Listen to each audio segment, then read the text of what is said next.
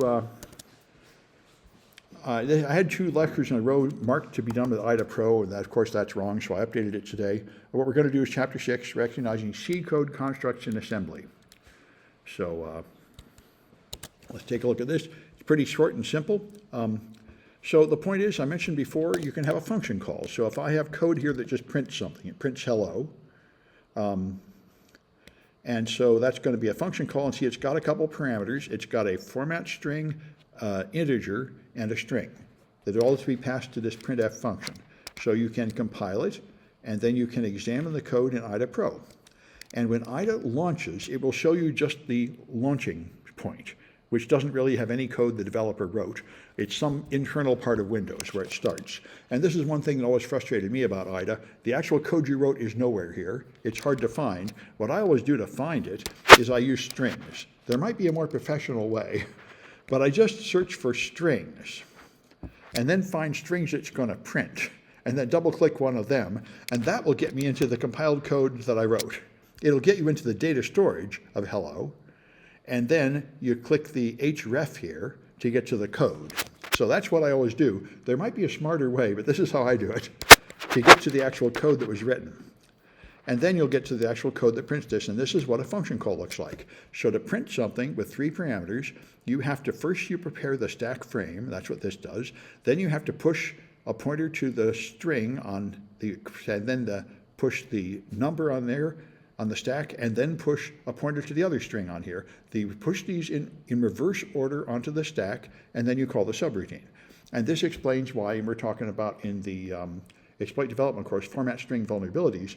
If you call print and you failed to set these parameters, it will just look on the stack, and whatever it finds, it will use it as the data. It doesn't know that you didn't do this beforehand. That's one thing about assembly language, and for that matter, C. It basically has amnesia. It executes each command one by one. It doesn't know anything about the previous commands. So when it does this call, it will go into the subroutine, it will look on the stack, and whatever it finds there, it will use as the data. It does not know whether you actually put your data there. If you forget to put your data there, it will just print whatever random junk it finds on the stack, which is a strange situation. And if you only program in a high-level language, you wouldn't really understand this. So that's what a function call looks like, push, push, push call. All right. And so there are global and local variables. Global variables are stored outside a function, so they're available as long as the program is running. Local variables are defined only in one function, and they're only in that local stack frame while that function is executing. And when that function is not executing, they're gone. Now, the data might be left over in the stack, and under certain circumstances, it might leak into another function, but it's no longer usable by any of the program variables. So here you got a global variable of 2 and a local variable of 3. And you can print them both out, G and I. I is local, but G is global. And so if you look at the compile that matches that, you'll see local variables are on the stack, so they have an address like EBP plus 4. That's a local variable that's in the stack frame, so it only exists while this function is running. The global variable has an address like this. It's over in the data section. It's in a different segment of code. It's got an absolute address, which is not in a stack frame. It is not going to vanish when this function stops. So that's how you can spot them. And so through the assembly language, basically I'm following what's going on both in the stack and the heap. Yeah, well, that's not the heap, actually. This is the data section. But it's a global variable. Yeah, global variables are not in the heap. They're in a special data section of their own, because heap variables are also temporary. You create them with malloc, and you release them with free. Okay. Now, the ones on the stack are temporary. They only run while you're in that function. Right. The other ones only exist for an even shorter period of time between when you allocate them and when you free them, which are usually in the same function. And so, but the global variables persist for the entire operation of the program, because there's a separate data section just for that. Very important point.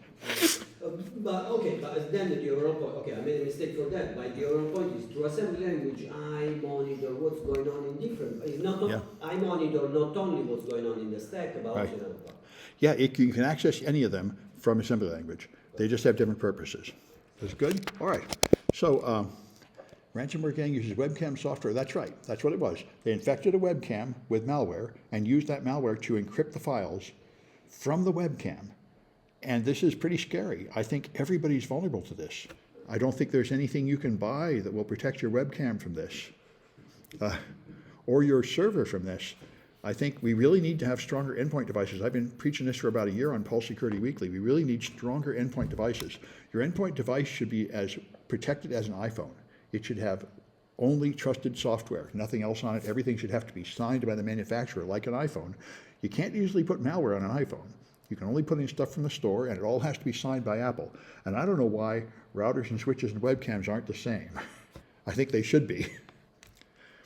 Anyway, then there's your arithmetic operations, of course. Here I've got a bunch of local variables, and I add and subtract and multiply and divide. And you'll just see, you make local variables, they're all EBP plus something on the stack frame, and then you can add, subtract, integer multiply, and do division. You know, the functions are available, and I wouldn't struggle too much about the details. The main ones you do is add and subtract. Multiplying and dividing in assembly code is not very common. And then there's an if. So here I have an integer. If it's greater than 0, I print something. Otherwise, I print something else. So that's an if statement. And so you'll see that in IDA Pro here. You prepare the stack frame. Then you push ECX on it. And you assign these variables, 1 to 3 and 1 to 0, because you have a 3 here and you have a 0 there. So you push a 3 on this set into I equals 3, so EBP plus var4 is I, and I assign it to 3. Then I compare it to 0. Now I jump less than or equal to. So if that condition is true, I will take the green arrow, and if it's false, I'll take the this arrow, I think. Yeah, and so that's, and then you just call print. And the print, this is a function call like before, so you push the string onto the stack, and then you call a subroutine, which is going to lead to print. And here you just push a different string on the stack and call a subroutine. Okay, and that's it. And just to be 100% sure, GMP is for jumping to a specific place. Right. But the branching is JLE or JD, Yeah, yeah. or JD, JLE. Greater and less. Yeah, JLE, JZ, JE, there's a bunch of them. Yeah, there are a bunch of them, yeah. but the implication, the branching is Right. is identified just by two. Right. Less or equal than, the jump less or equal Right. than, and the jump greater than. Right. They always have the only two options. Yeah. So the jump is unconditional. These other ones like JZ and JLE are conditional. There's a true and a false condition, right? Yeah, good. All right. And so then there's a for loop. So I have for I equals 0, I less than 100, print this. This is going to print 100 lines. So there's 4 components. You have to initialize, I starts at 0. Then you have a comparison, is I less than 100. Then you have an execution, and then you have an increment or decrement. So here's how it looks in assembly code. You initialize things here. You put a 0 in this variable. That's going to be I starting at 0. And then you jump down to 1016 here. Here you do the comparison to see if you're done. This compares it to 100, which is 64 in hexadecimal. So it compares that I to see if it's equal to 100. And if it's greater than or equal to, then you jump to 102F, which is off the bottom. Then you're apparently done. So if this condition is true, then you have made it to 100 and you're done. If it's not true, then you take this I and put it in ECX, push it on the stack, and then you push the format string, and then you call print. These are the two parameters, the format string and the value you're printing, because it prints I every time. And then you add 8 to the stack and do a hard jump here. I'm not quite sure why you add ESP, but you jump back here to 420. This is the loop. You go back up here. Now you increment it. And I don't quite understand why you added 8 to ESP, but anyway, that part confuses me, but the rest is pretty clear. This is how the loop works. Now you're going to increment I, compare, and print these things again. And I don't know why you keep adding 8 to ESP. That's screwy, but there may be some reason for that. Anyway, that's, aside from that one line, it's pretty easy to understand. And all right, and then you can talk about an array. Here I have a 5-component array with 5 numbers in there. So I have, that's a global array. Here's some local variables, I and A5, and then I just set A and B equal to something, assigning the local variable and the global variable to these things. So you'll find here, here's the initialization, 0, right, then increment, comparison, and assigning values. And so when you assign values here, This is going to move EDX into here. This is going to move, let's see, this is going to move the local variable into EDX. And this is going to move EDX into this calculated range from the base pointer. So this is a local variable. That's a local variable. Here's the global variable, 40A1000 plus ECX times 4. So that's what the assignment looks like. The local variables are calculated from EBP. The global variables have an address pointing to a data section. So that's what's going on here. And so that's the summary. To find the codes in IDAPRO, I use strings and then cross-reference. That's the way I do it. For function calls, you push data on the arguments on the stack in reverse order and then call the function. For variables, the global variables are in memory and available to all functions in a separate section like the data or iData function, or so. I think just the data section. And local variables are on the stack, so they're only available during the execution of one function. And when it stops executing, they're no longer available. They're very temporary. Arithmetic, you put the variables in the register and then you perform add, subtract, division, etc. and put the results back in variables. For branching, you compare something and then do a conditional jump, JG, JNZ, and so on.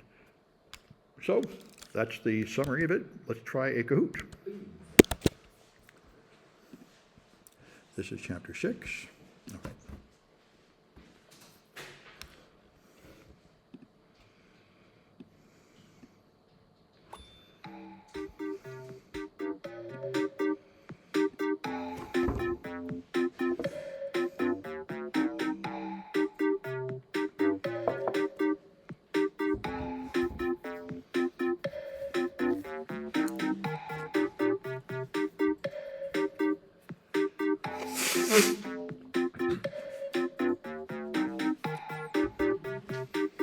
Three, 6, 6, 5750.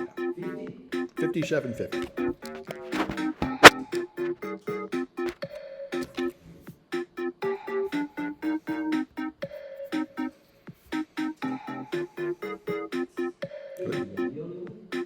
You're in.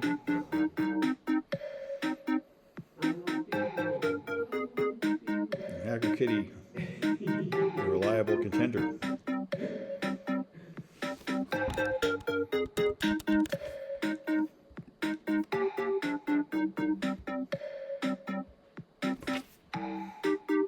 There's usually a few others, so I'll wait a little bit.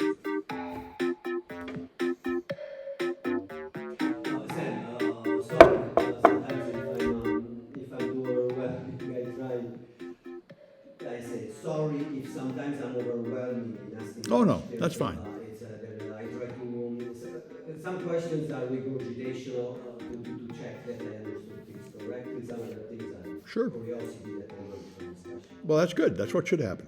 Yeah, but That's the point of the class, yeah. I'm not in a hurry. Go with the flow. No, we got plenty of time, and this is the whole point. Yeah. Yeah. I really would like this class to be Like what? I would like to be a live class. Oh, I know. I like face-to-face too. It's much better. Yeah. Yep. But, you know, things keep changing. All right, well, let's give it a shot. We only have 3, such as life. At least people can see the questions for review.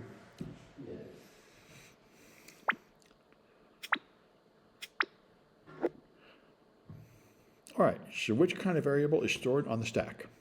All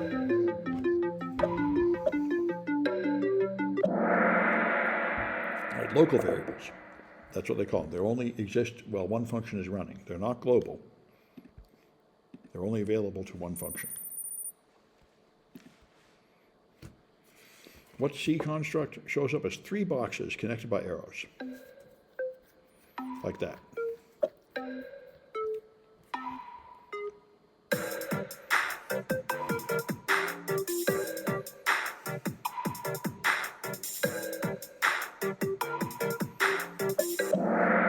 That's an if, yeah, that's an if statement. It tests some condition, and if it's true, it goes one way, and if it's false, it goes the other way.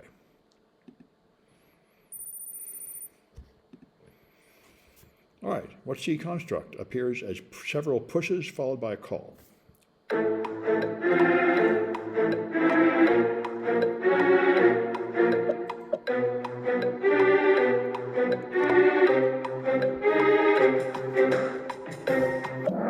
Yep, that's how you call a function.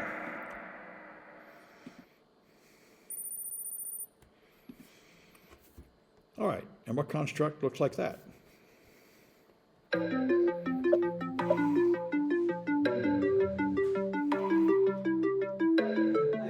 read the chapter, but this is really stuff that I learned from memory classes. Yeah, that's fine. That's a global variable in another memory segment. Good. Yep. All right.